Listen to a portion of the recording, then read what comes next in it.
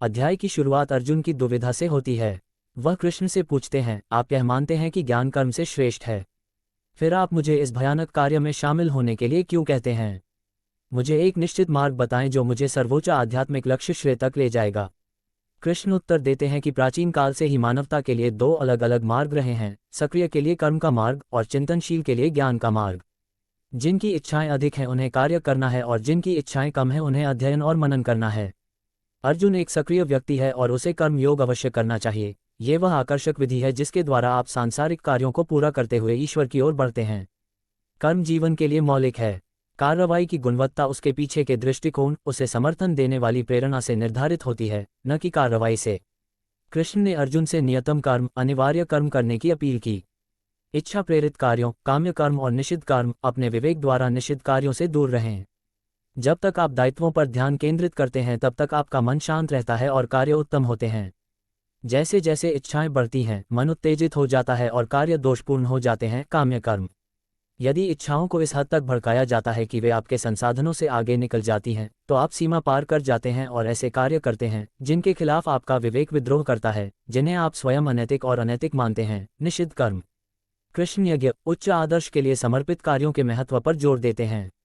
वह अग्नि पूजा के सदियों पुराने अनुष्ठान को एक ताज़ा नए अर्थ से भर देता है।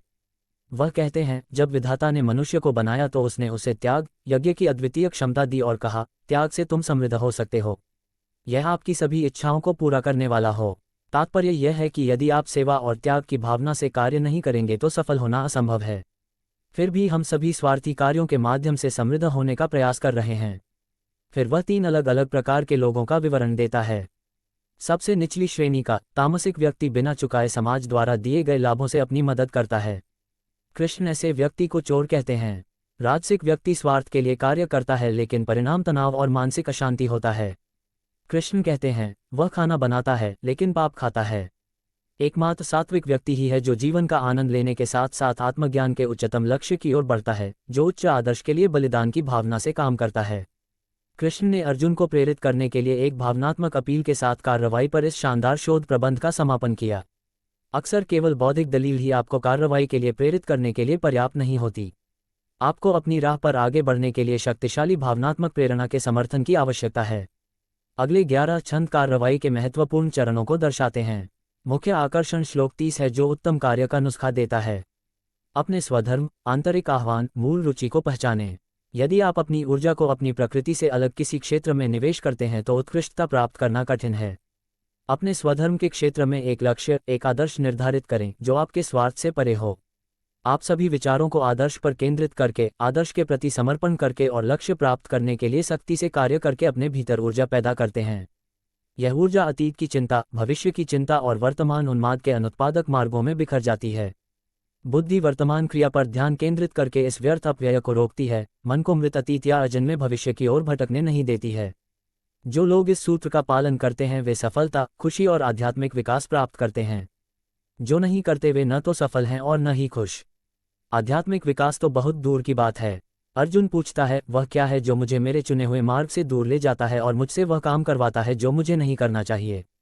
कृष्ण उत्तर देते हैं, यह इच्छा है, ये क्रोध है जो रजस, जुनून की गुणवत्ता से पैदा हुआ है। दुश्मन भीतर है, वहां से बाहर नहीं। फिर भी आप बाहरी ताकतों से निपटने की कोशिश में कीमती समय और ऊर्जा बर्बाद करते हैं। इच्छा 3 रंगों में आती है, सत्व पवित्रता, राजस जुनून और तमस अंधकार। काव्य को दर्शन के साथ मिश्रित करते हुए कृष्ण बताते हैं कि कैसे ये 3 प्रकार की इच्छाएं आत्मा को, आपके भीतर की दिव्य चिंगारी को ढक लेती हैं। सत्व अग्नि के चारों ओर धुएं के समान है। सात्विक व्यक्ति में आत्मा की प्रतिभा और वैभव चमकता है। रजस आत्मा को दर्पण पर धूल की तरह ढक देता है। स्वार्थ और अहंकार स्वयं की छवि को धुंधला कर देते हैं। आप राजसिक व्यक्ति में दिव्यता देखने में असमर्थ हैं। तमस गर्भाशय में भ्रूण की तरह है। यह न केवल दिव्यता को पूरी तरह से ढक देता है बल्कि आपको सुस्ती और आलस्य से बाहर निकलने में भी समय लगता है। कृष्ण कहते हैं, इच्छा आपकी सबसे बड़ी शत्रु है। वह इच्छा को शत्रु बताने के लिए 4 अलग अलग शब्दों का उपयोग करता है। ये बहुत ही ज्यादा खाने वाला होता है और अत्यधिक मानसिक अशांति और तनाव का कारण बनता है। यह आग की तरह बुझने वाली नहीं है। इच्छा को पूरा करके संतुष्ट करने की कोशिश करना आग में ईंधन डालकर उसे बुझाने की कोशिश करने जैसा है। इसके अलावा ये क्रोध, लालच, भ्रम, ईर्ष्या और अहंकार जैसे अन्य अधिक विनाशकारी रूपों में बदल जाता है। फिर भी हर कोई इच्छा को बढ़ावा देने में व्यस्त है, व्यक्ति, संगठन और राष्ट्र भी। फिर कृष्ण बाहर का रास्ता देते हैं। ऊंची इच्छा की ओर बढ़ें, निचली इच्छा आप पर अपनी पकड़ खो देगी। उन्होंने एक बेहद प्रेरणादायक संदेश के साथ अपनी बात समाप्त की। आत्मबोध की उच्चतम इच्छा की ओर बढ़कर इच्छा रूपी दुर्जय शत्रु को मारें। अर्जुन के अंदर का योद्धा उत्तेजित हो जाता है और प्रतिक्रिया देता है। अध्याय 3 से सीख। 1. कार्रवाई जरूरी है। सभी प्राणी कार्य करने के लिए प्रेरित हैं। 2. अपने स्वधर्म को पहचानें, अपनी प्रतिभा, मूल रुचि। 3. अपने स्वधर्म के क्षेत्र में एक उच्च आदर्श स्थापित करें। 4. ऊर्जा पैदा करें, बुद्धि को आदर्श पर केंद्रित करें, उसके प्रति समर्पण करें और उसके प्रति समर्पित होकर कार्य करें। 5. अभिनय करते समय मन को अतीत की चिंता और भविष्य की चिंता के अनुत्पादक रास्ते में न जाने दें। 6. सत्व को विकसित करें, रजस को परिष्कृत करें और तमस को खत्म करें। 7. ये समझो कि इच्छा ही शत्रु है और इसे बुद्धि के वश में करो। 8. अंत में उच्च इच्छाओं को उठाकर इच्छा को समाप्त करें जब तक कि मुक्ति की इच्छा सभी इच्छाओं को दूर न